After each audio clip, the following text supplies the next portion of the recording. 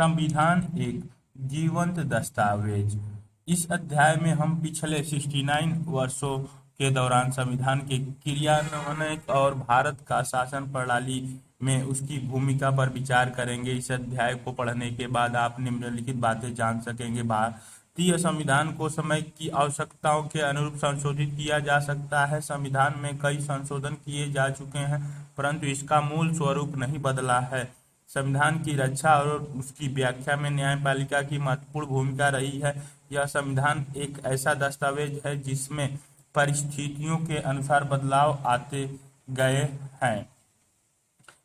क्या संविधान अपरिवर्तनीय होते हैं? पारिस्थितिकीगत बदलाव, सामाजिक परिवर्तनों और कई बार राजनीतिक उठापटक के चलते विभिन्न राष्ट्रों ने अपने संविधान को दोबारा तैयार किया है। सोवियत संघ में 74 वर्षों के दौरान 1918, 1924, 1936 और 1977 संविधान 4 बार बदला गया है। 1991 में वहां कम्युनिस्ट पार्टी का शासन समाप्त हो गया और जल्दी ही सोवियत गणराज्य भी बिखर गया। इस राजनीतिक भूचाल के बाद वहां रूसी गणराज्यों का नए सिरे से गठन किया गया और 1993 में एक नया संविधान अंगीकार किया गया। अब जरा भारत की ओर नजर दौड़ाएं। भारतीय संविधान 26 नवंबर 1949 को अंगीकृत किया गया। इस संविधान में को 26 जनवरी 1950 को औपचारिक रूप से लागू किया गया। तब से लेकर आज तक 69 वर्ष बीत चुके हैं और यह संविधान लगातार काम कर रहा है। हमारे देश की सरकार इस संविधान के अनुसार काम करती है। तो क्या यह मानने कि हमारा संविधान इतना अच्छा है कि उसमें किसी बदलाव की जरूरत ही नहीं है? क्या हमारे संविधान निर्माता इतने दूरदर्शी थे कि उन्होंने समय के बदलाव और घटनाओं का अंदाजा पहले ही लगा लिया था? एक अर्थ में ये दोनों ही बातें ठीक है। यह बात सही है कि हमें एक मजबूत संविधान विरासत में मिला है। इस संविधान को की बनावट हमारे देश की परिस्थितियों के बेहद अनुकूल है। इसके साथ यह बात भी सही है कि हमारे संविधान निर्माता अत्यंत दूरदर्शी थे। उन्होंने भविष्य के कई प्रश्नों का समाधान उसी प्रकार कर लिया था। लेकिन कोई भी संविधान सदा सर्वदा के लिए ठीक नहीं हो सकता। ऐसा कोई दस्तावेज नहीं होता जिसे बदलने की आवश्यकता पड़े न पड़े। इसी प्रकार फ्रांस ने भी 200 वर्षों के बाद दौरान कई संविधान अपनाए। क्रांति के बाद और नेपोलियन के शासनकाल में वहां संविधान को लेकर लगातार प्रयोग चलते रहे। क्रांति के बाद 1793 में वहां एक नया संविधान तैयार किया गया। प्रथम फ्रांसीसी गणतंत्र कहा जाता है। 1848 में वहां दूसरा संविधान लागू हुआ और उसी के साथ बना दूसरा फ्रांसीसी गणतंत्र। 1875 में तीसरा फ्रांसीसी गणतंत्र बना, यानी तीसरी बार एक नया संविधान अपनाया गया। संविधान निर्माण के क्षेत्र में फ्रांस ने चौथे प्रयोग 1946 में किया। अंततः वहां 1958 में एक और संविधान के साथ पांचवें गणतंत्र की स्थापना की गई। जान पड़ता है कि संवैधानिक बदलाव और राजनीतिक विकास क्रम का आपसी रिश्ता बड़ा गहरा है। तब एक ही संविधान आखिर हमारे यहाँ इतने दिनों से कैसे काम करता रहा है? इस प्रश्न का एक उत्तर तो यह है कि हमारे संविधान में इस बात को स्वीकार करके चला गया है कि समय की जरूरत को देखते हुए इसके अनुकूल संविधान में संशोधन किए जा सकते हैं। दूसरी बात यह है कि संविधान के व्यवहारिक कामकाज में इस बात की पर्याप्त गुंजाइश रहती है कि किसी संवैधानिक बात की एक से ज्यादा व्याख्याएं हो सकें। कहने का मतलब यह है कि हमारा संविधान लचीला है। अदालती फैसले और राजनीतिक व्यवहार बर्ताव दोनों ने संविधान के अमल में अपनी परिपक्वता और लचीलेपन का परिचय दिया है। इन्हीं वजह से हमारा संविधान कानूनों की एक बंद और जड़ किताब न बनकर एक जीवंत दस्तावेज के रूप में विकसित हो सका है। समय के एक खास मोड़ पर अपने समाज के लिए संविधान तैयार कर रहे लोगों को एक आम चुनौती का सामना करना पड़ता है। यह तो स्वाभाविक ही है कि उस खास वक्त में समाज जिन समस्याओं का सामना कर रहा है उसके समाधान के प्रयासों की झलक संविधान के प्रावधानों में दिखाई देगी, लेकिन संविधान को बनाते हुए इस बात का भी ध्यान रखना पड़ता है कि आगे आने वाले समय में वह सरकारों के कामकाज के लिए एक रूपरेखा प्रदान करे। इसीलिए किसी भी संविधान को भविष्य में पैदा होने वाली चुनौतियों का समाधान प्रस्तुत करने में भी सक्षम होना चाहिए।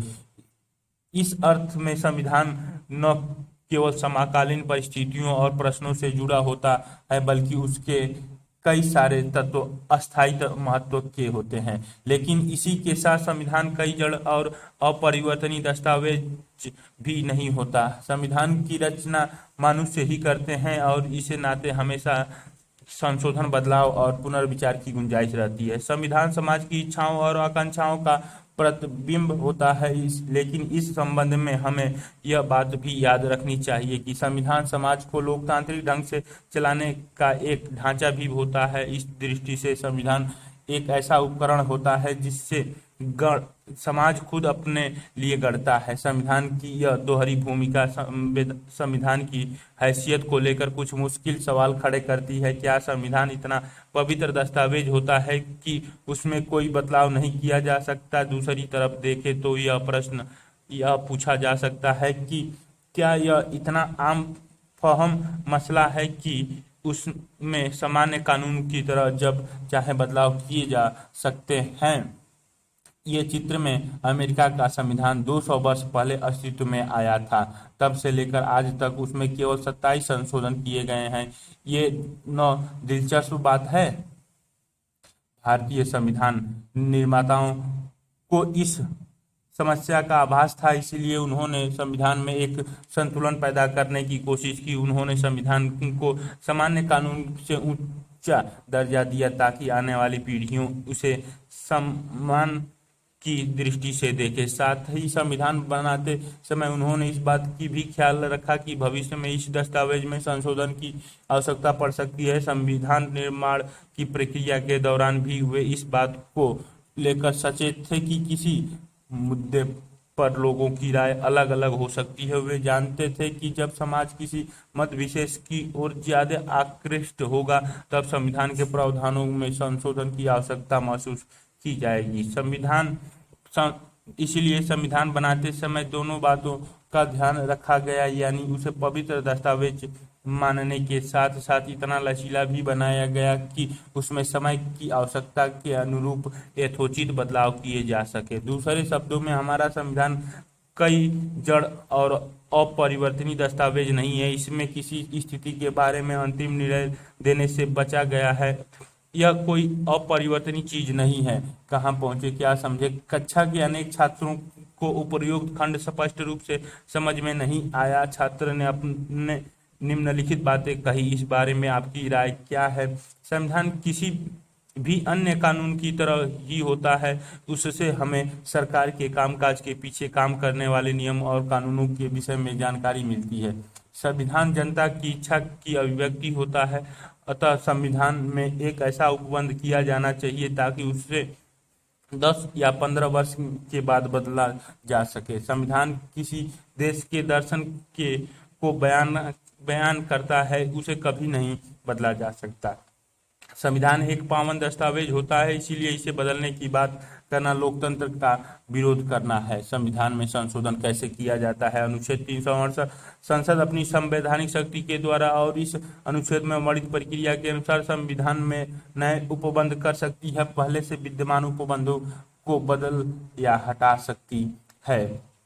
हम पहले ही कह चुके हैं कि हमारा संविधान निर्माता संविधान को एक संतुलित दस्तावेज बनाने के पक्षधर थे। संविधान को इतना लचीला होना ही चाहिए कि उसमें आवश्यकता के अनुसार बदलाव किए जा सके, लेकिन साथ ही इसे अनावश्यक और अक्सर होने वाले बदलाव से बचाया जाना चाहिए। दूसरे शब्दों में संविधान निर्माता संविधान को एक ही साथ लचीला और कठोर बनाने के पक्ष में थे। यहाँ लचीले का मतलब है परिवर्तनों के प्रति खुली दृष्टि और कठोर का अर्थ है अनावश्यक परिवर्तनों के प्रति सख्त रवैया। लचीला संविधान वह होता है जिसमें आसानी से संशोधन किया जा सके।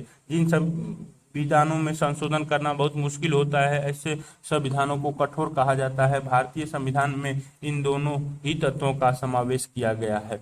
संविधान निर्माता जानते थे कि संविधान में त्रुटियां हो सकती हैं। वे समझते थे कि संविधान पूरे तरह दोषमुक्त नहीं हो सकता। वे संविधान को एक ऐसे रूप देना चाहते थे कि त्रुटि सामने आने पर उसका निवारण आसानी से किया जा सके। इस संविधान के कुछ प्रावधानों का स्वरूप अस्थायी था और इनके बारे में यह अपनी राय अपनानी गई थी कि नई संसद का गठन होने पर या बाद में इन प्रावधानों को हटा लिया जाएगा। हमारा संविधान एक संघीय राज्य व्यवस्था बनाने के पक्ष में था, इसीलिए उसमें ऐसे प्रावधान किए गए थे कि राज्य की शक्तियों को उनकी सहमति के बिना नहीं हटाया जा सके।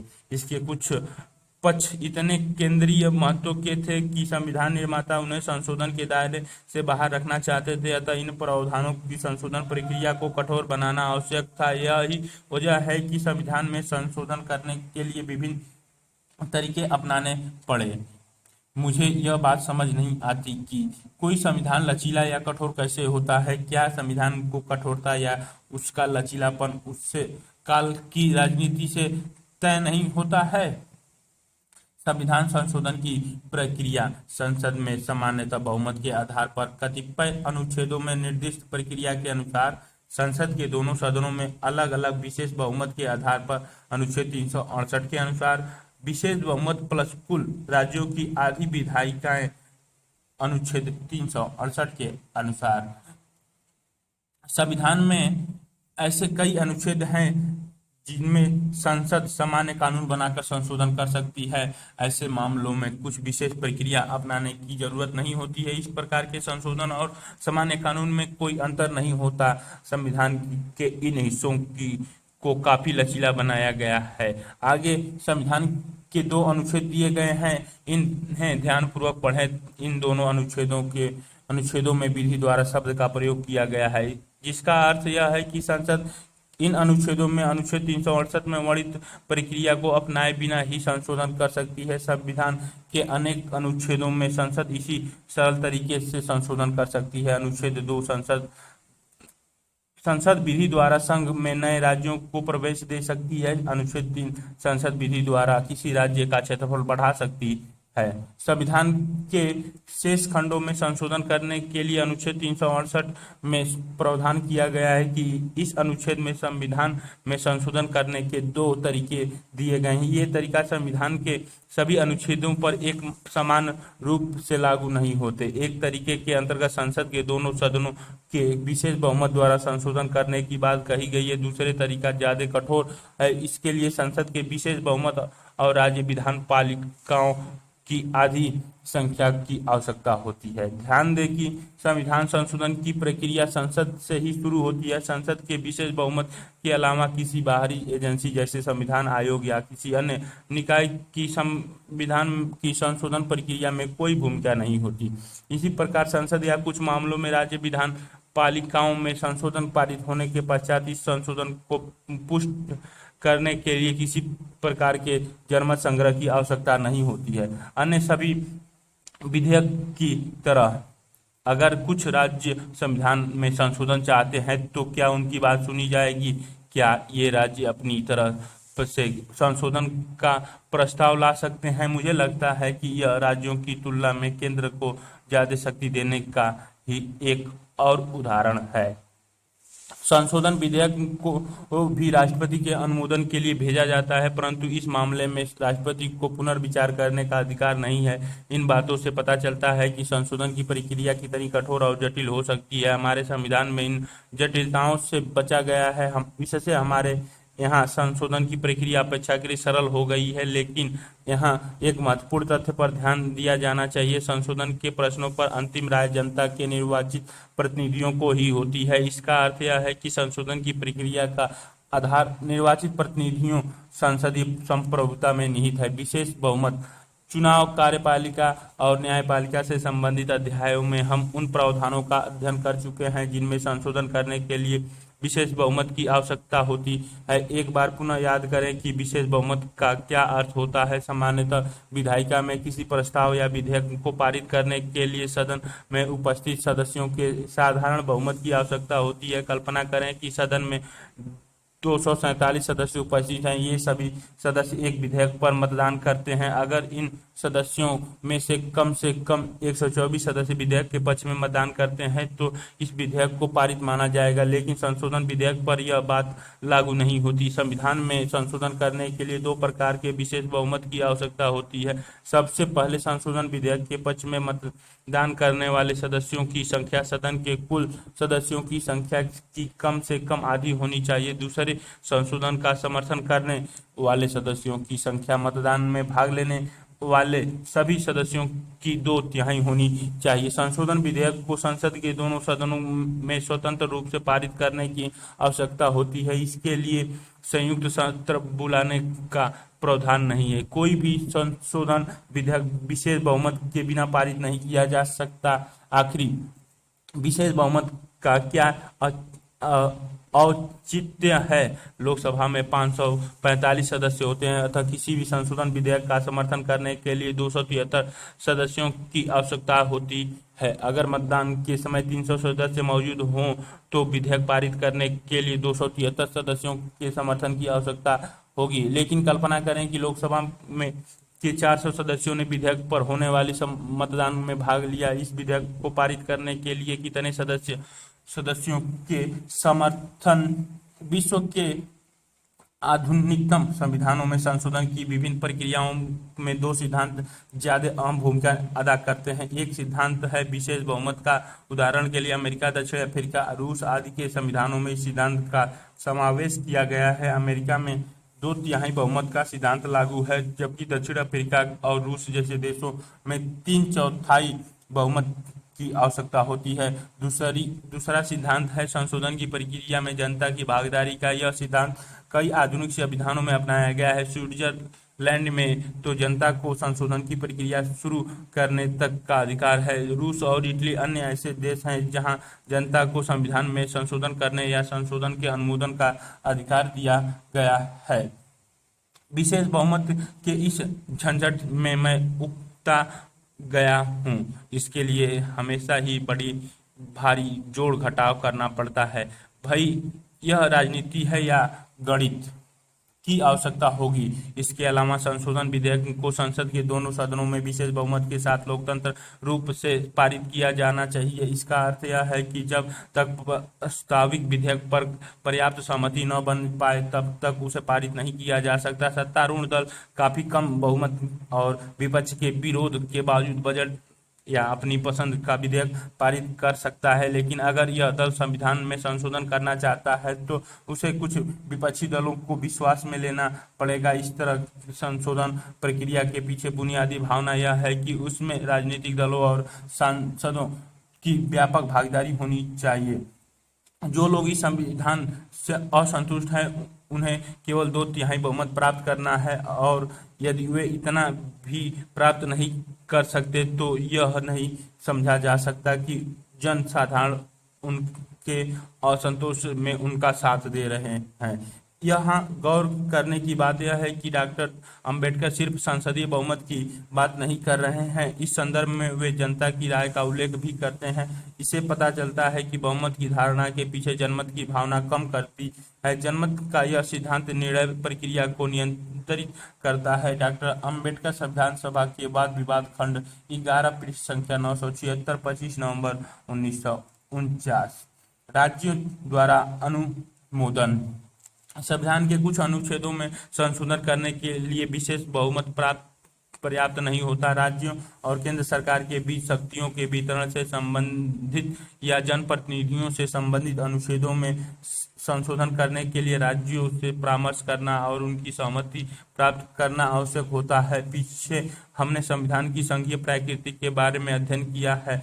संघीय संरचना का अर्थ यह है कि राज्यों की शक्तियां केंद्र सरकार की दया पर निर्भर नहीं करती। संविधान में राज्यों की शक्तियों को सुनिश्चित करने के लिए यह व्यवस्था की गई है कि जब तक आधे राज्यों में विधान पालिकाएं किसी संशोधन विधेयक को पारित नहीं कर देती, तब तक वह संशोधन प्रभावी नहीं माना जाता है। इस अर्थ में यह कहा जा सकता है कि संविधान के कुछ हिस्सों के बारे में राजनीति से एक व्यापक सहमति की अपेक्षा की जाती है। इस प्रावधान में राज्यों के अधिकारों को भी जगह दी गई है। इसके अंतर्गत राज्यों को संशोधन की प्रक्रिया में भाग लेने का अधिकार दिया गया। उल्लेखनीय है कि संशोधन की प्रक्रिया के कठोर होने के बावजूद उसे फिर भी काफी हद तक लचीला बनाया गया है। हम देख सकते हैं कि संशोधन के लिए केवल आधे राज्यों के अनुमोदन और राज्य विधान पालिकाओं के साधारण बहुमत की आवश्यकता होती है। इस प्रकार देखा जा सकता है कि शर्तों की कठोरता के बावजूद संशोधन करने की प्रक्रिया अव्यावहारिक नहीं है। संक्षिप्त में, भारतीय संविधान में संशोधन करने के लिए व्यापक बहुमत की आवश्यकता पड़ती है। इस प्रक्रिया में राज्यों को सीमित भूमिका दी गई है। हमारे संविधान निर्माता इस बात को लेकर सचेत थे कि संविधान में संशोधन की प्रक्रिया को इतना आसान नहीं बना दिया जाना चाहिए कि उसके साथ जब चाहे तब छेड़छाड़ की जा सके, लेकिन साथ ही उन्होंने इस बात का ख्याल भी रखा कि भावी पीढ़ियों अपने समय की जरूरत के हिसाब से इसे में आवश्यक संशोधन कर सकें। कहाँ पहुंचे, क्या समझे। भारतीय संविधान में निम्नलिखित संशोधन करने के लिए कौन कौन से शर्तें पूरी की जानी चाहिए। उचित स्थानों पर सही का निशान लगाएं। संशोधन का विषय विशेष बहुमत, राज्यों द्वारा अनुमोदन, नागरिक संबंधित अनुच्छेद, धार्मिक स्वतंत्रता का अधिकार, केंद्रीय सूची में परिवर्तन, राज्य की सीमा में बदलाव, चुनाव आयोग से संबंधित उपबंध। संविधान में इतने संशोधन क्यों किए गए हैं। 26 जनवरी 1919 तक हमारे संविधान को लागू हुए 69 वर्ष हो गए। 12 जनवरी 2019 तक इसमें 103 संशोधन किए जा चुके थे। संशोधन प्रक्रिया को की कठोरता को देखते हुए संशोधन की यह संख्या काफी बड़ी मानी जाएगी। आइए जानने का प्रयास करें कि इतने सारे संशोधन के पीछे क्या वजह रही है, इसके निहितार्थ क्या है। आइए जरा एक नज़र संशोधन के इतिहास पर डालें। अगले पन्ने पर दिए गए ग्राफ को ध्यानपूर्वक देखें और इसे समझने का प्रयास करें। ग्राफ में एक ही सूचना को दो भिन्न तरीकों से दर्शाया गया है। पहले ग्राफ में प्रत्येक 10 वर्ष के दौरान हुए संवैधानिक संशोधन की संख्या को दर्शाया गया है। इसमें दिए गए स्तंभ उस अवधि के दौरान संशोधन की संख्या को चिन्हित करते हैं। दूसरे ग्राफ में प्रत्येक 10 संशोधनों की अवधि को दिखाया गया है। आप पाते हैं कि 1970 से 1990 तक के 2 दशकों के दौरान बड़े स्तर पर संशोधन हुए। दूसरी ओर दूसरा ग्राफ हमें एक और ही कहानी बताता है। 1974 से 1976 के बीच 3 वर्ष के अंतराल में 10 हमारे संविधान में इतनी बार संशोधन क्यों किए गए। क्या हमारे समाज या हमारे संविधान में कुछ समस्या है। संवैधानिक संशोधन किए गए पुनः 2001 से 2003 तक ठीक 3 वर्षों के दौरान भी 10 संवैधानिक संशोधन किए गए। हमारे देश के राजनीतिक इतिहास में ये 2 कालखंड बहुत महत्वपूर्ण है। पहले काल के दौरान कांग्रेस सत्ता में थी। कांग्रेस पार्टी को संसद में भारी बहुमत मिला था। लोकसभा में उसके 352 सदस्य थे और ज्यादातर राज्य विधान सभाओं में भी वह बहुमत की स्थिति में भी थी। दूसरी ओर 2001 से 2003 के बीच का कालखंड गठबंधन की राजनीति का काल माना जाता है। यह एक ऐसा भी काल था जिसमें विभिन्न राज्यों में अलग अलग दलों की सरकारें काम कर रही थी। इस काल की एक अन्य विशेषता भाजपा और इसके विरोधी दल के बीच कड़ू प्रतिद्वंदिता थी, लेकिन इस काल में 10 संशोधन किए गए। इसीलिए ये संशोधन केवल सत्ताधारी पार्टी के बहुमत पर ही निर्भर नहीं करते थे। ग्राफ एक दशक के दौरान किए गए संशोधन 0, 5, 10, 15, 20, 25, 1951 से 60, 61 से 70, 71 से 80, 80 से 81 से 90, 90 से 2000, 2001 से 10 और 10 से बाद 11 से 18 में संशोधन दिखाए गए हैं। ग्राफ 2 10 संशोधन की अवधि जो 0, 2, 4, 6, 8, 10, 12 से 10 में दिखाया गया, फिर से 20 में, 30 में, 40, 50, 60, 70, 80, 90 और 100। संशोधन की संख्या को लेकर हमेशा आलोचना होती रही। यह कहा जाता है कि भारतीय संविधान में बहुत अधिक संशोधन किए गए हैं। बाहरी तौर पर 69 वर्षों की अवधि के दौरान संविधान में 103 संशोधनों की बात अजीब लगती है, लेकिन ऊपर के दोनों ग्राफ देखने से पता चलता है कि इन संशोधनों के पीछे केवल राजनीतिक सोच ही प्रमुख नहीं रही है। संविधान के पहले दशक को छोड़कर शेष दशकों में संशोधन की एक धारा सी बहने लगती है। इसका अर्थ है कि संशोधनों के पीछे सत्ताधारी दल की राजनीतिक सोच बहुत मायने नहीं रखती है, बल्कि ये संशोधन समय की जरूरतों के अनुसार किए गए थे। क्या इसके पीछे मूल संविधान की कमजोरियां भी काम कर रही, या संविधान ही बहुत लचीला है? संशोधन की विषय वस्तु। अब तक किए संशोधनों को 3 श्रेणियों में बांटा जा सकता है। पहली श्रेणी में वे संशोधन शामिल किए गए हैं जो तकनीकी या प्रशासनिक प्रकृति के हैं और ये संविधान के मूल उपबंधों को स्पष्ट बनाने, उनकी व्याख्या करने तथा छींट-फूट संशोधनों से संबंधित हैं। उन्हें केवल सिर्फ तकनीकी भाषा में संशोधन कहा जा सकता है। वास्तव में वे इन उपबंधों में कोई विशेष बदलाव नहीं करते हैं। उच्च न्यायालय के न्यायाधीशों की सेवानिवृत्ति की आयु सीमा को 60 से बढ़ाकर 62 वर्ष 15वां संविधान संशोधन करना और इसी प्रकार सर्वोच्च न्यायालय के न्यायाधीशों का वेतन बढ़ाने संबंधी संशोधन 54वां 54वां संशोधन इसी बात के उदाहरण है। एक अन्य उदाहरण के रूप में हम विधायिकाओं में अनुसूचित जाति और अनुसूचित जनजाति के लिए सीटों के आरक्षण संबंधी उपबंधों को ले सकते हैं। मूल उपबंध में आरक्षण की बात 10 वर्ष की अवधि के लिए कही गई थी, किंतु इन वर्गों को उचित प्रतिनिधित्व देने के लिए इस अवधि को प्रत्येक 10 वर्ष की समाप्ति पर एक संशोधन द्वारा आगामी 10 वर्षों के लिए बढ़ाना आवश्यक समझा गया। इस संबंध में अब तक 6 संशोधन किए जा चुके हैं, परंतु इन संशोधन से मूल उपबंधों में कोई अंतर नहीं आया। इस प्रकार हम कह सकते हैं कि ये केवल तकनीकी संशोधन है। हाँ, मुझे लगता है कि हमें संशोधन की संख्या के बजाय बदलाव पर ध्यान देना चाहिए। राजनीति के छात्र होने के नाते हमें इस बात पर गौर करना चाहिए। क्या आपको राष्ट्रपति के पद से संबंधित चर्चा याद है? मूल संविधान में यह माना गया है कि हमारी संसदीय व्यवस्था में राष्ट्रपति सामान्यतः मंत्रिपरिषद की सलाह के अनुसार कार्य करेगा। इस संबंध के बाद में एक संशोधन किया गया और अनुच्छेद 74(1) में यह स्पष्ट कर दिया गया कि मंत्रिपरिषद की सलाह राष्ट्रपति के लिए बाध्यकारी होगी। क्या इस संशोधन से वास्तव में कोई अंतर पड़ा? इसे स्थापित परंपरा की निरंतरता के रूप में देखा जा सकता है, अर्थात इस संशोधन में केवल संवैधानिक उपबंधों की व्याख्या भर की गई है। व्याख्याएं विभिन्न दृष्टिकोण। संविधान की व्याख्या को लेकर न्यायपालिका और सरकार के बीच अक्सर मतभेद पैदा होते रहे हैं। संविधान के अनेक संशोधन इन्हीं मतभेदों की उपज के रूप में देखे जा सकते हैं। इस तरह के टकराव पैदा होने पर संसद को संशोधन का सहारा लेकर संविधान की किसी एक व्याख्या को प्रमाणित सिद्ध करना पड़ता है। प्रजातंत्र में विभिन्न संस्थाएं संविधान और अपनी शक्तियों को अपने अपने तरीके से व्याख्या करती हैं। यह लोकतांत्रिक व्यवस्था का एक आम लक्षण है। कई संसद इन न्यायिक व्याख्याओं से सहमत नहीं होती और उसे न्यायपालिका के नियमों को नियंत्रित करने के लिए संविधान में संशोधन करना पड़ता है। 1970 से 1975 के दौरान ऐसी अनेक परिस्थितियां पैदा हुई।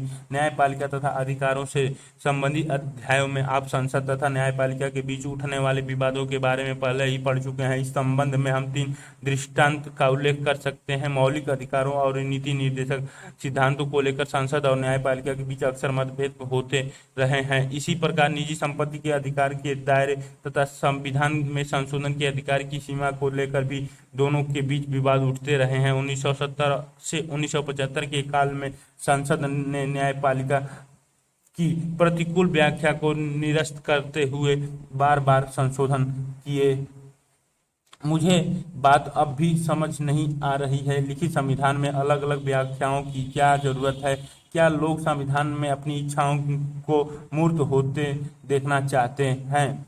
यहाँ यह याद रखना जरूरी होगा कि इस दौरान 1970 से 75 में भारतीय राजनीति में अनेक महत्वपूर्ण घटनाएं घटी। इसीलिए हमारे संविधान इतिहास पूरे तौर पर इस काल की राजनीति के संदर्भ में ही समझा जा सकता है। अगले वर्ष स्वतंत्र भारत के राजनीतिक इतिहास का अध्ययन करते समय आपको इसके बारे में और जानकारी मिलेगी। राजनीति आम सहमति के माध्यम से संशोधन। तीसरे बहुत से ऐसे संशोधन ऐसे हैं जिन्हें राजनीतिक दलों की आपसी सहमति का परिणाम माना जा सकता है। एक अर्थ में कहा जा सकता है कि ये संशोधन तत्कालिक राजनीतिक दर्शन और समाज की आकांक्षाओं को सहमति करने के लिए किए गए थे। वास्तव में 1984 के बाद किए गए अनेक संशोधन इसी श्रेणी में रखे जा सकते हैं। यहाँ एक बार पुनः पिछले प्रश्न को याद करें। गठबंधन सरकारों के बावजूद इतने संशोधन किए गए कि इस प्रश्न का उत्तर यह है कि इनमें से कई संशोधन के पीछे व्यापक आम सहमति काम कर रही थी। राजनीतिक उथल पुथल के इस दौर में हम अनेक संशोधनों को आकार लेते देखते हैं। संशोधन के इस दीर्घ क्रम की शुरुआत दल बदल विरोधी कानून 52वां संशोधन से हुई है। इसका मतलब कुछ मामलों में राजनीतिक एक दूसरे से सहमत होते हैं, मगर सहमति के अर्थ को लेकर उनके बीच विवाद फिर भी बना ही रहता है। दल बदल विरोधी कानून 52वां तथा 91वां संशोधन के अलावा इस काल में मताधिकार की आयु को 21 से 18 वर्ष करने के लिए संविधान में 61वां संशोधन हुआ और 73वां और 74वां संशोधन किए गए। इस काल में नौकरियों में आरक्षण सीमा बढ़ाने और प्रवेश संबंधी नियमों को स्पष्ट करने के लिए भी संशोधन किए गए। सन 1992 से 1993 के बाद इन कदमों को लेकर देश में एक आम सहमति का माहौल पैदा हुआ और इन मुद्दों से संबंधित संशोधन पारित करने में कोई खास दिक्कत नहीं आई। विवाद इस्पात संशोधन हमारी अब तक की चर्चा से यह भावना पैदा नहीं होनी चाहिए कि संविधान में संशोधन करने के प्रश्न पर आज तक कोई विवाद ही पैदा नहीं हुआ। सच्चाई यह है कि 70 से 80 के दशक में इन संशोधनों को लेकर विधि और राजनीति के दायरे में भारी बहस छिड़ी थी। 1971 से 1976 के काल में विपक्षी दल इन संशोधनों को संदेह की दृष्टि से देखते थे। उनका मानना था कि इन संशोधनों के माध्यम से सत्तारूढ़ दल संविधान के मूल रूप को बिगाड़ना चाहता है। इस संबंध में 38वां, 39वां और 42वां संशोधन विशेष रूप से विवादास्पद रहे। अच्छा, तो सारा मामला राजनीति से जुड़ा है। क्या मैं यही बात नहीं कह रही थी कि संविधान और संशोधन के मसले कानून के बजाय राजनीति से ज्यादा संबंधित हैं। जून 1975 में देश में आपातकाल की घोषणा की गई। ये 3 संशोधन इसी पृष्ठभूमि से निकले थे। इन संशोधनों का लक्ष्य संविधान के कई महत्वपूर्ण हिस्सों में बुनियादी परिवर्तन करना था। पिछले 3 दशकों में संविधान की बुनियादी संरचना को लेकर देश की सभी संस्थाओं में सहमति पैदा हुई। वास्तव में संविधान का 42वां संशोधन एक बड़ा संशोधन है। इसने संविधान को गहरे स्तर पर प्रभावित किया। एक प्रकार से यह सर्वोच्च न्यायालय द्वारा केशवानंद मामले में दिए गए निर्णयों को भी चुनौती थी। यहाँ तक कि इसके तहत लोकसभा की अवधि को भी 5 वर्ष से बढ़ाकर 6 वर्ष कर दिया गया। आपने मूल कर्तव्यों के बारे में अवश्य पढ़ा होगा। उन्हें संविधान में इसी संशोधन द्वारा जोड़ा गया था। संविधान के 42वें संशोधन न्यायपालिका की समीक्षा शक्तियों पर भी प्रतिबंध लगता है। यह कहा जाता है कि इस संशोधन के द्वारा संविधान के एक बड़े मौलिक हिस्से को नए सिरे से लिखा गया। क्या आप जानते हैं कि इस संशोधन के द्वारा संविधान की प्रस्तावना 7वीं अनुसूची और 53वें अनुच्छेद में परिवर्तन किए गए। जब यह संशोधन संसद में पास किया गया तो विरोधी दल के बहुत से सांसद जेल में थे। इसी पृष्ठभूमि में 1977 के चुनाव हुए और सत्ताधारी दल कांग्रेस की हार हुई। नई सरकार ने इन विरोधी भाषी संशोधन पर पुनः विचार करना आवश्यक समझा और 38वें, 39वें और 42वें संशोधन के माध्यम से जो परिवर्तन किए गए थे उनमें से अधिकांश को 43वें, 44वें संशोधन के द्वारा निरस्त कर दिया। इन संशोधन के माध्यम से संवैधानिक संतुलन को पुनः लागू किया गया। खुद करें, खुद सीखें, शिक्षा के अधिकार, आरटीई और वस्तु एवं सेवा कर जीएसटी संबंधी संशोधन को देखें। आप इनके महत्व के बारे में क्या सोचते हैं?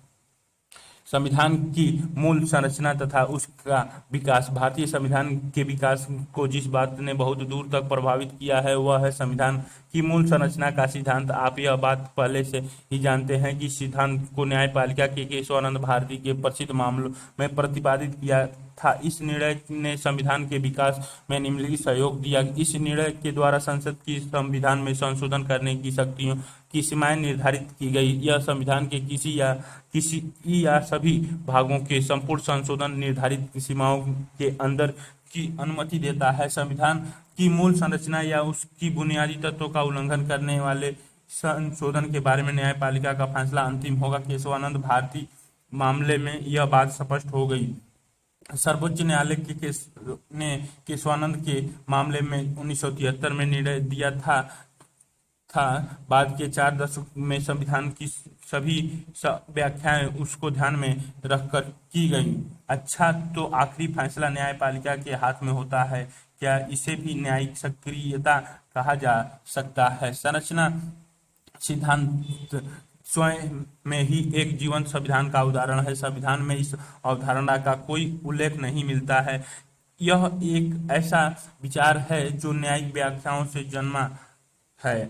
विगत 3 दशकों के दौरान बुनियादी संरचना के सिद्धांत को व्यापक स्वीकृति मिली है। इस तरह देखा जाए तो न्यायपालिका और उसकी व्याख्या के चलते भी संविधान में संशोधन हुए हैं। सभी जीवंत संविधान बहस, तर्क वितर्क, प्रतिस्पर्धा और व्यवहारिक राजनीति की प्रक्रिया से गुजर कर भी विकसित होते हैं। 1973 के बाद न्यायालय ने कई मामलों में बुनियादी संरचना के तत्वों को निर्धारित करने का प्रयास किया।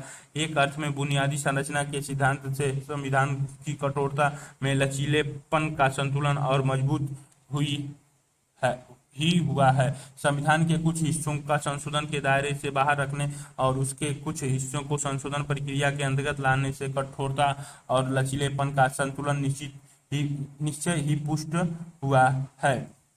संविधान की समीक्षा 9वें दशक के अंतिम वर्ष में समूचे संविधान की समीक्षा करने का विचार सामने आया। सन 2000 में भारत सरकार ने उच्चतम न्यायालय से सेवानिवृत्त मुख्य न्यायाधीश श्री वेंकटचलैया की अध्यक्षता में एक आयोग नियुक्त किया, जिसका उद्देश्य संविधान के कामकाजों की समीक्षा करना था। विपक्ष दल तथा अन्य संगठनों ने इस आयोग का बहिष्कार किया। आयोग को लेकर उठा राजनीतिक विवाद अपनी जगह है, लेकिन गौर करने की बात यह है कि आयोग ने बुनियादी संरचना में विश्वास जताया और ऐसे किसी कदम की सिफारिश नहीं की जिससे संविधान की बुनियादी संरचना को चोट पहुंचती है। इससे पता चलता है कि हमारे संविधान में बुनियादी संरचना के सिद्धांत को कितना महत्व दिया गया है। कई और उदाहरण मौजूद हैं जिनसे स्पष्ट होता है कि संविधान की समझ को बदलने में न्यायिक व्याख्या की अहम भूमिका रही। नौकरियों तथा शैक्षिक संस्थाओं में आरक्षण सीमा तय करने के संबंध में उच्चतम न्यायालय ने यह फैसला दिया है कि आरक्षित सीटों की संख्या सीटों की कुल संख्या के आधे से अधिक नहीं होनी चाहिए। इस निर्णय को अब एक सिद्धांत के रूप में स्वीकार कर लिया गया है। इसी प्रकार अन्य पिछड़े वर्गों को आरक्षण नीति के अंतर्गत स्थान देते हुए उच्चतम न्यायालय ने क्रीमी लेयर का विचार सामने रखा है। यह फैसला दिया कि इस श्रेणी से संबंधित व्यक्तियों को आरक्षण के लाभ नहीं मिलने चाहिए। इस तरह न्यायपालिका ने शिक्षा, जीवन, स्वतंत्रता और अल्पसंख्यक समूहों की संस्थाओं की स्थापना और उनके प्रबंधन के अधिकारों के उपबंधों में अनौपचारिक रूप से कई संशोधन किए हैं। इन उदाहरणों से स्पष्ट होता है कि न्यायालय के आदेशों की भी संविधान के विकास में महत्वपूर्ण भूमिका होती है। यह बात पूरी तरह गलत है। पहले तो आप कहते हैं कि संशोधन के लिए सहमति जरूरी है, लेकिन हम देखते हैं कि न्यायाधीश संविधान के समूचे अर्थ को ही बदल डालते हैं। कहाँ पहुंचे, क्या समझे, बताएं कि निम्नलिखित वाक्य सही है या गलत। बुनियादी ढांचे को लेकर दिए गए फैसले के बाद संसद को संविधान में संशोधन करने का अधिकार नहीं रह गया। सर्वोच्च न्यायालय ने हमारे संविधान के बुनियादी तत्वों की एक सूची तैयार की। इस सूची को बदलना नहीं जा सकता। न्यायालय को इस बात का फैसला करने का अधिकार है कि किसी संशोधन से बुनियादी संरचना का उल्लंघन होता है या नहीं। केशवानंद भारती मामले के बाद यह तय हो चुका है कि संसद संविधान में किसी सीमा तक संशोधन कर सकती है। संविधान एक जीवंत दस्तावेज, हमें संविधान को एक जीवंत दस्तावेज मानना है। इसका क्या अर्थ है। लगभग एक जीवित प्राणी की तरह यह दस्तावेज समय समय पर पैदा होने वाली परिस्थितियों के अनुरूप कार्य करता है। जीवंत प्राणी की तरह ही यह से सिखाता है। वास्तव में यह उस पहेली का उत्तर है जिसका जिक्र हमने शुरुआत में संविधान के टिकाऊपन के बारे में किया था। समाज में इतने सारे परिवर्तन होने के बाद भी हमारा संविधान अपनी गतिशीलता, व्याख्याओं के खुलेपन और बदलती परिस्थितियों के अनुसार परिवर्तनशीलता की विशेषताओं के कारण प्रभावशाली रूप से कार्य कर रहा है। यही लोकतांत्रिक संविधान का असली मानदंड है। लोकतंत्र में व्यवहारिकताएं तथा विचारक समय समय पर विकसित होते रहते हैं और समाज में इसके अनुसार प्रयोग चलते रहते हैं। कोई भी संविधान जो प्रजातंत्र को समर्थन बनाता हो और नए प्रयोग के विकास का रास्ता खोलता हो, वह केवल टिकाऊ ही नहीं होता बल्कि अपने नागरिकों के बीच सम्मान का पात्र भी होता है। महत्वपूर्ण सवाल यह है कि क्या संविधान खुद का और लोकतंत्र का संरक्षण करने में सक्षम है। पिछले 6 दशकों के दौरान देश की राजनीति तथा संवैधानिक विकास के मामले में बहुत सी महत्वपूर्ण परिस्थितियां पैदा हुई। इस अध्याय में हम उनमें से कुछ परिस्थितियों का उल्लंघन कर चुके हैं। 1950 से संवैधानिक तथा वैधानिक मुद्दों के बारे में बार बार सामने आने वाले सबसे गंभीर प्रश्न संसद की सर्वोच्चता का था। संसदीय लोकतंत्र में संसद देश की जनता का प्रतिनिधित्व करती है और इसीलिए ऐसा माना जाता है कि कार्यपालिका तथा न्यायपालिका पर इसको वरीयता प्राप्त है। इसी प्रकार संविधान में सरकार के अन्य घटकों को भी शक्तियां प्रदान की गई हैं। इसीलिए यह अपेक्षा की जाती है कि संसद की सर्वोच्चता इसी ढांचे के अंतर्गत ही हो। प्रजातंत्र का अर्थ केवल वोट तथा जनप्रतिनिधियों तक ही सीमित नहीं है। प्रजातंत्र का अर्थ विकासशील संस्थाओं से है और इनके माध्यम से ही वह कार्य करता है। सभी राजनीतिक संस्थाओं को लोगों के प्रति उत्तरदायित्व होना चाहिए और दोनों को एक दूसरे के साथ मिलकर चलना चाहिए। हाँ, मैं समझ गई। यह कुछ शीशा झूले की तरह है। क्या इसे रस्साकशी कहना ज्यादा उचित होगा। न्यायपालिका का योगदान। न्यायपालिका तथा संसद के विवादों के दौरान संसद का मानना था कि उसके पास गरीबी, पिछड़े और असहाय लोगों के हितों की रक्षा के लिए कानून बनाने, संशोधन करने की शक्ति मौजूद है। न्यायपालिका ने इसे बात पर जोर दिया कि ये सब कार्यकलाप संवैधानिक ढांचे के अंतर्गत किए जाने चाहिए और जनहित के उपाय विधिक सीमाओं के बाहर नहीं होने चाहिए, क्योंकि एक बार कानून की सीमाओं से बाहर जाने की छूट मिलने पर सत्ताधारी उसका दुरुपयोग भी कर सकते हैं। प्रजातंत्र में जितना महत्व जन कल्याण को दिया जाता है, उतना ही ध्यान इस बात पर देना पड़ता है कि सत्ता का दुरुपयोग न होने पाए। भारतीय संविधान की सफलता इन तनावों को सुलझाने में ही निहित है। न्यायपालिका ने केशवानंद के मामले में संविधान की भाषा पर नहीं बल्कि उसकी आत्मा के आधार पर निर्णय दिया। संविधान पढ़ने पर आपको संविधान के मूल ढांचे के बारे में कहीं उल्लेख नहीं मिलेगा। संविधान में ऐसे कहीं भी नहीं कहा गया है कि उसका फला भाग मूल संरचना का हिस्सा है। इस प्रकार मूल संरचना न्यायपालिका द्वारा स्वयं विकसित की गई अवधारणा है।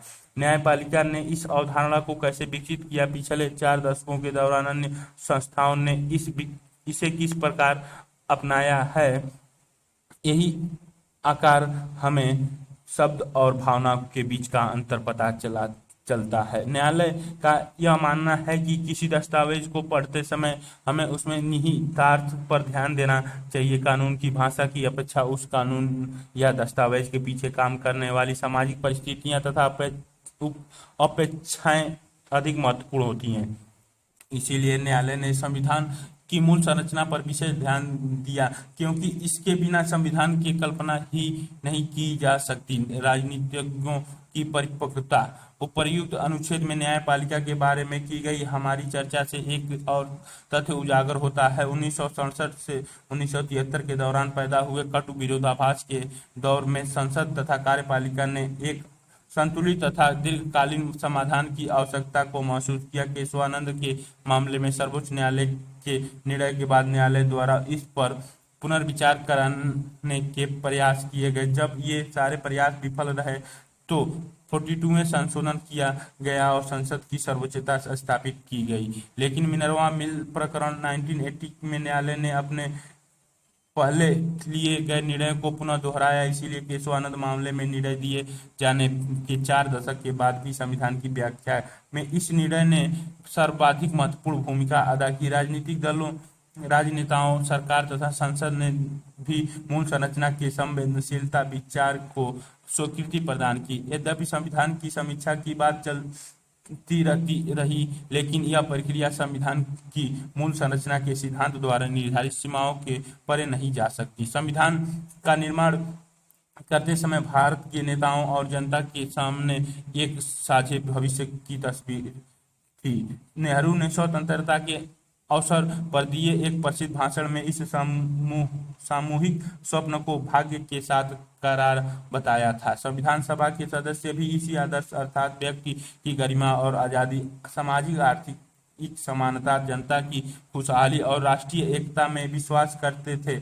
यह आदर्श आज भी बिल्कुल ठीक है। अगर अधिकार न हो और चुनाव न कराए जाए तो संविधान का कोई खास मतलब नहीं रह जाता, और अगर जनता खुशहाल न हो तो अधिकार और चुनाव बेमानी हो जाते। क्या संविधान की मूल भावना का अर्थ यही है? ये हमें यह बात भी नहीं भूलनी चाहिए कि कई बार राजनीतिक अपरिपक्वता का व्यवहार करते हैं। क्या ऐसे मामलों का जिक्र करना जरूरी है? संविधान सभा में कई सदस्य थे जो इस संविधान को भारतीय परिस्थितियों के अनुकूल नहीं मानते थे। यह संविधान जिन आदर्शों पर आधारित था उनका भारत की आत्मा से कोई संबंध नहीं है। यह संविधान यहाँ की परिस्थितियों में कार्य नहीं कर पाएगा और लागू होने के कुछ समय बाद ही ठप हो जाएगा। संविधान सभा के वाद विवाद खंड 11 पेज 613, 17 नवंबर 1949। लक्ष्मण नारायण साहू। धूमिल नहीं पड़ता। यही कारण है कि आधी सदी गुजर जाने के बाद भी लोग संविधान का सम्मान करते हैं और उसे महत्व देते हैं। जनता की चेतना को निर्देशित करने वाले ये बुनियादी मूल आज भी उतने ही कारागार है।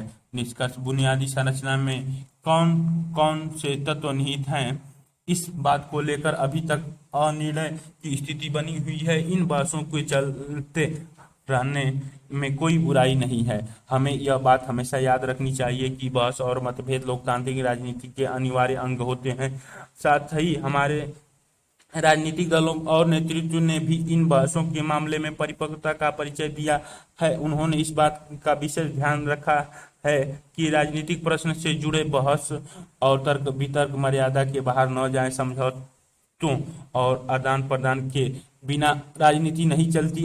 अतिवादी रुख अपनाना सैद्धांतिक दृष्टि से ठीक हो सकता है, वैचारिक स्तर पर ऐसा करना काफी आकर्षक भी दिखता है, लेकिन राजनीति में सभी पक्षों को अपने अतिवादी विचारों और नजरियों को छोड़कर एक न्यूनतम साक्षी समझ विकसित करना पड़ती है। इसके बिना लोकतांत्रिक राजनीति आगे नहीं बढ़ सकती।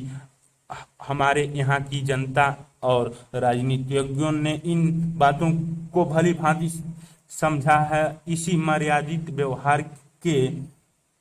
व्यवहार के कारण हमारा लोकतांत्रिक संविधान सफल रहा है। सरकार के विभिन्न अंगों के बीच सर्वोच्च होने का प्रतिद्वंदिता हमेशा चलती रहेगी। जन कल्याण के अभिप्राय को लेकर भी उनके बीच द्वंद्व बना रहेगा, लेकिन अंततः निर्णय जनता के हाथों में ही रहता है। वस्तुतः लोकतंत्र का उद्देश्य है। लोकतांत्रिक राजनीति का अंतिम लक्ष्य जनता की आजादी और खुशहाली है।